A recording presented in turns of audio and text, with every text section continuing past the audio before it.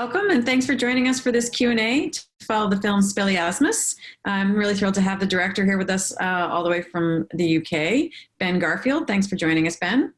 Pleasure. Are you in London or are you elsewhere in England? I'm in London. I'm in Holloway in North London. Wonderful. My sister's in London as well, so just give to her down the street. So thank you so much for your fun film. We're thrilled to have it in our Viva El Cine Viva Los Niños program. Really fun film. And I'm wondering if you could start off just telling us what took you to Cuba and how did you meet the three wonderful kids that are featured in the film? Yeah, sure. Well, so I made the film in a workshop with one of my filmmaking kind of heroes and inspirations, Werner Herzog. It was a workshop that he ran in Cuba in 2017, kind of spring 2017. And yeah, it was I was really excited to just kind of be there and just be around him. And then it was me and it was 50 filmmakers in total. And we were staying at a film school in Cuba, which was about an hour outside of Havana. It's quite a kind of remote location. Is that at Icaik? Sorry? Is that at Icaik? Yes. Yeah. I've been there. Right. That is a really cool space, yeah. Yeah, it's awesome, isn't it? And yeah, so you know, Colonel Herzog, as he asked us to refer to him as at one point, said, "You are all going to make a film in the next 10 days. That's come up with the idea. It should be something you haven't thought of already, and then just go shoot it, make it, edit it, and then present it. So 10 days to do that." Yeah. I don't speak Spanish, so I went to the local town near the school and kind of just tried to be a bit sort of, I don't know, just kind of confident, trying to talk to people in some really, really basic Spanish.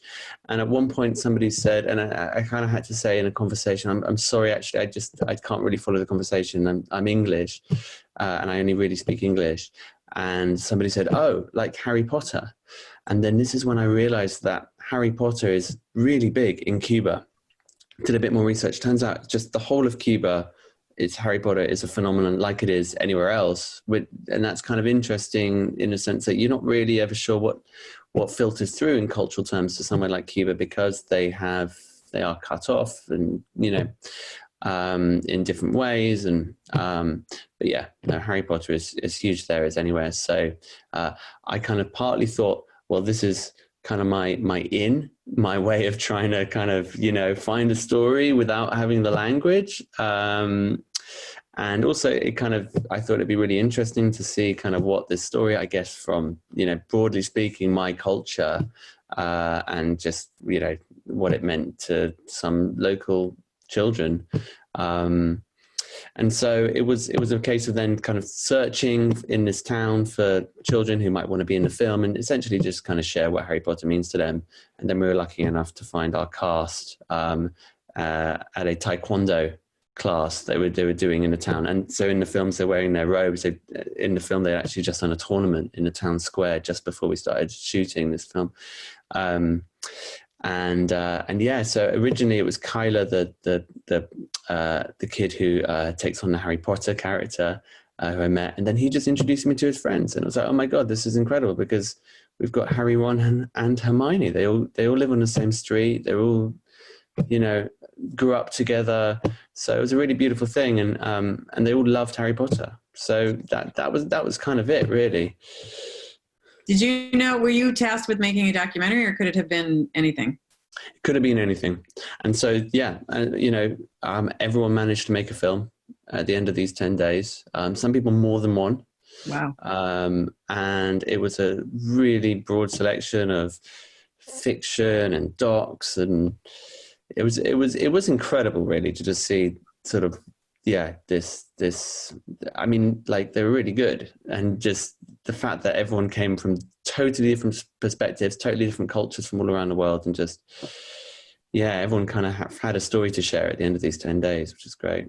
So how did you get selected for that workshop? Did you just apply for it? Did you do that every year? Yeah, applied for it, submitted some work. That was it, really. And how much filmmaking had you done prior to that? I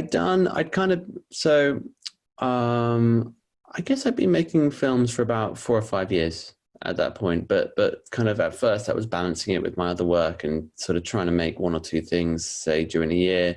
And then a few years before I went to the workshop, I was doing it full time. And then I was kind of like making documentary films, branded films, kind of online marketing films, mainly of different varieties, and then balancing that with doing my own passion projects, if you like, which I would, class Spelliasmous as one of those. And did you develop any sort of like collaborative relationships with some of the other people that were in that workshop? Like you said, they were from all over the place. That seemed like it could be a really great kind of, laboratory for people to start connecting and working together. Yeah, absolutely. I mean, on the films themselves, we all, at the time, everyone was just helping each other out, and it was really fun. So, I was doing boom on recording sound on somebody else's film, and then going along with somebody else just to, carry stuff, whatever. And then a bunch of people came together. You can see them in the credits to my film. I've got a few people helping me out. Those are all just other filmmakers who are on the workshop. And then since then, we've kept in touch. In fact, so a year ago or so, a while ago now, I went to the London Film Festival with one of the guys who was on the workshop as well, and we went to see Werner Herzog's new film together. So that was really nice. So we caught up, went for a drink after that, and shared stories. And how involved was Werner Herzog in your process? Was he actually involved throughout the course of the 10 days, or he just kind of set the tone and then saw what you came up with at the end? He was really involved. He was there the whole time. There was like one day off. The rest of the time, he was the first person there and kind of the last person to leave. So we had like group sessions where we'd all be in a theater together, and he would talk about his own process and share stories from his own films. And then later on, 1 or 2 days later, we would pitch our own ideas, which was terrifying. You have to look Werner Herzog in the eye to explain your idea that you've come up with in a day, and he just kind of looks back at you like this and sees into your soul. And then when we were actually making them, we got like one-on-one time to just discuss our idea, and he just basically was there the whole time and sharing his time. As there's 50 of us, which was all, absolutely a great thing, because you got to meet so many other filmmakers. And then he was just sharing his time amongst us, basically, for the whole workshop. It was fun during the edit, sort of sitting down with him and showing him the film, and obviously a bit scary as well, but just having his full attention to watch your first cut or something. That was really nice. So, did you have any difficulty convincing the kids, or I would say actually probably more importantly their parents, to let you film them? No. It was really straightforward. So. Kyla, we kind of just went into this taekwondo class after it finished and said, "Who likes Harry Potter?" And then he just kind of stood out in this crowd, and then I asked him, can you take us to meet parents? And it was just a walk away, like 10-minute walk. And then Michael and Yahaira, who were also in the film, they just came along, because obviously they all lived on the same street, but they really wanted to be in it. And Kayla's kept on saying, "Can they be in it? Can they be in it?" And at first, for like a moment, I was a little bit resistant, because I had already had this concept, which was like just with a kind of Harry character. And then quite quickly I realized, no, hang on a minute. This is, of course, the answer is yes. And then, just went, and, all their parents were on the same street. So it was just like one door, next door. And are you guys up for it? And then they're actually in the film. I mean, so they were with us for the whole filming process. But you can see in the background occasionally.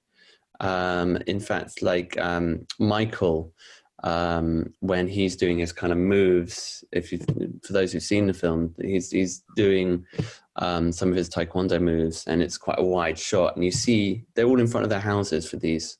And then in the background, you can see his mum with his young sibling, kind of a baby, just holding. So and I think maybe 1 or 2 other points where family members are in the background. Was it pretty much a novelty for them? Were you, because as you said there were 50 different filmmakers, but did you kind of disperse all around the area, or were there a lot of filmmakers? I just sort of imagine this like group of filmmakers kind of descending on this town, and that experience for them of what that felt like. Or were you in a different area than others?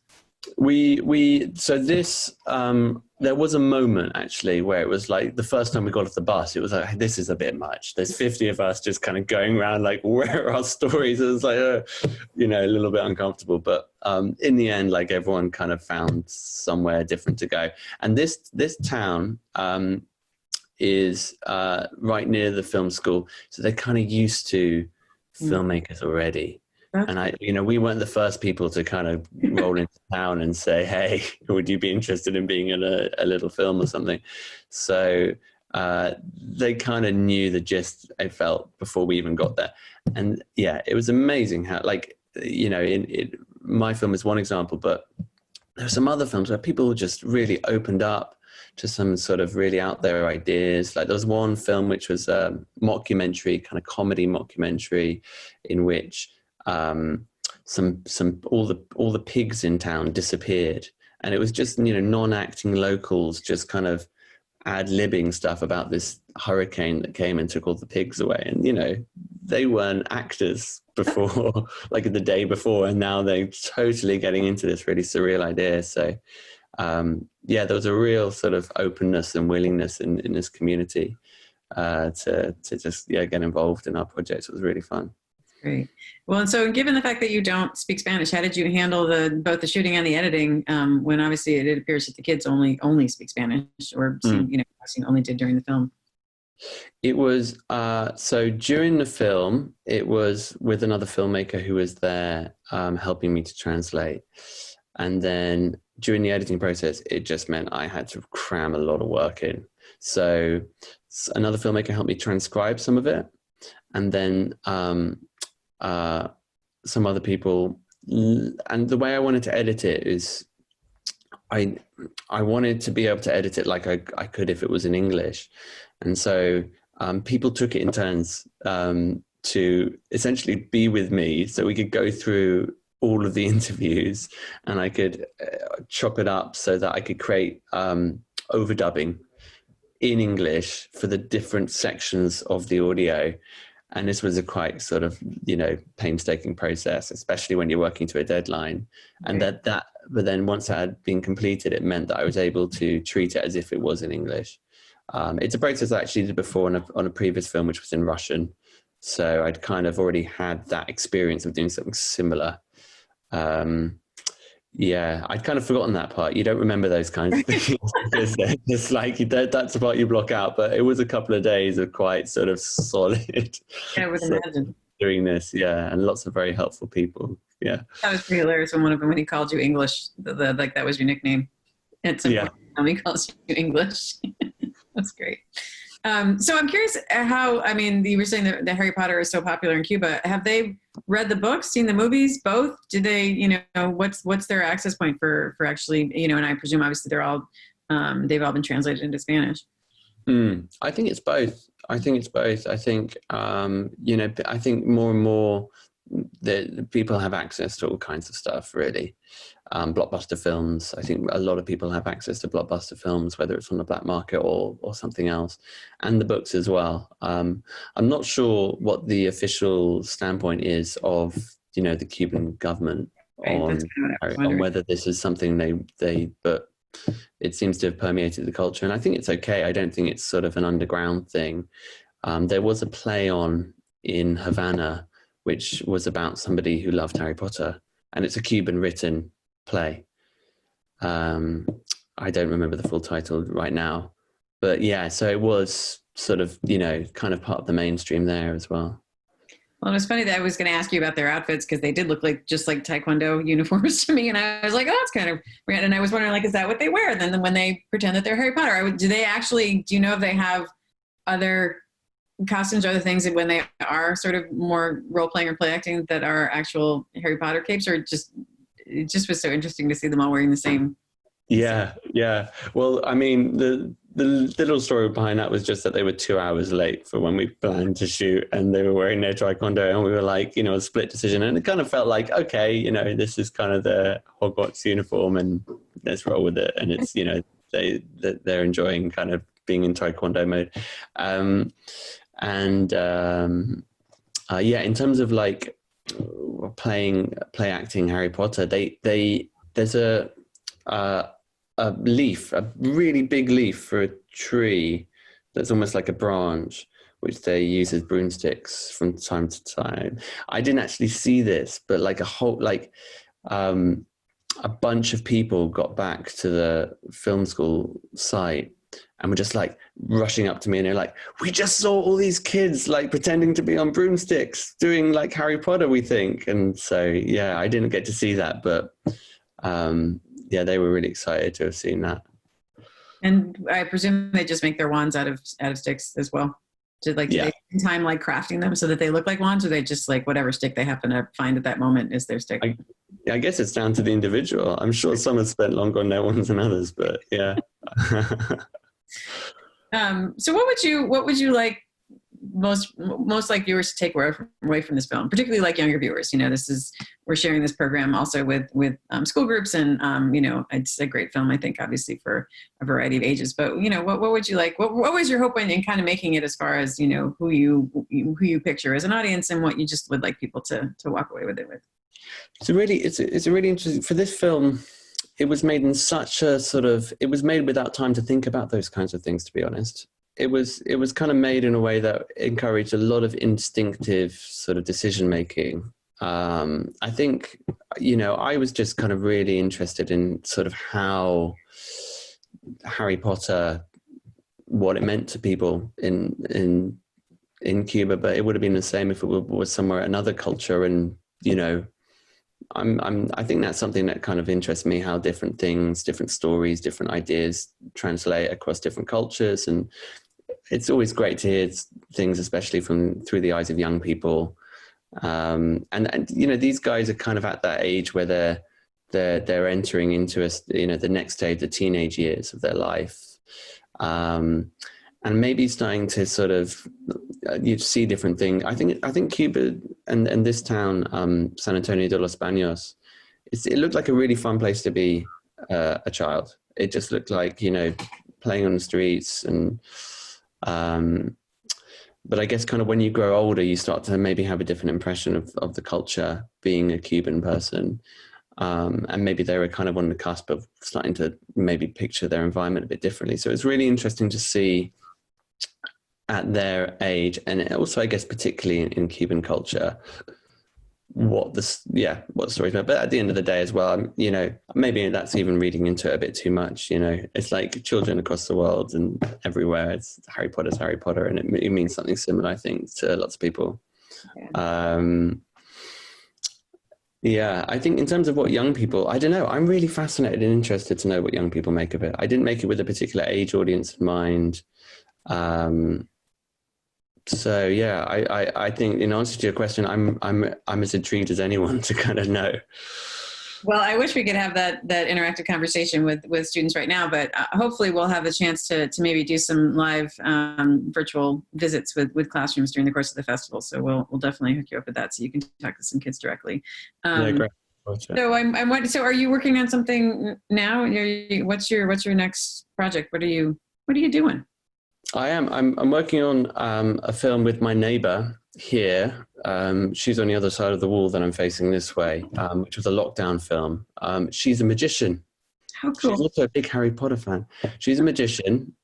She's in her 70s, and she staged a magic show during lockdown here on a balcony, which our flat shares a balcony with her flat. She also did a lot of volunteering. She was delivering sort of the PPE, different places, and just helping out a lot. Very charismatic performer. Her name's Faye Presto. That's a great name. And so I've been making a film with her. So at the moment I'm editing that. I feel really lucky that this project landed on my doorstep, because I'm not sure what I would have done otherwise during lockdown. And I think actually, you know, a lot of the things that I picked up on the workshop with Werner Herzog and the other filmmakers about being able to just sort of trust your instincts and go with the flow, they've definitely helped with this project, because this was another one like that film in a way that just kind of happened without too much planning or thinking, and it was really nice to do something like that again. That's so great. Well, I hope we'll maybe get a chance to see it when you're done with it. Send it to the next festival, submit it. We'd love to check it out. Sounds great. Well, I really want to thank you for taking the time later at night for you to talk to us. And thank you again for your great film. We're really thrilled to be able to include it in the festival. It's been a great chance to catch up with you. Yeah, pleasure. Thank you. Thank you so much. Okay.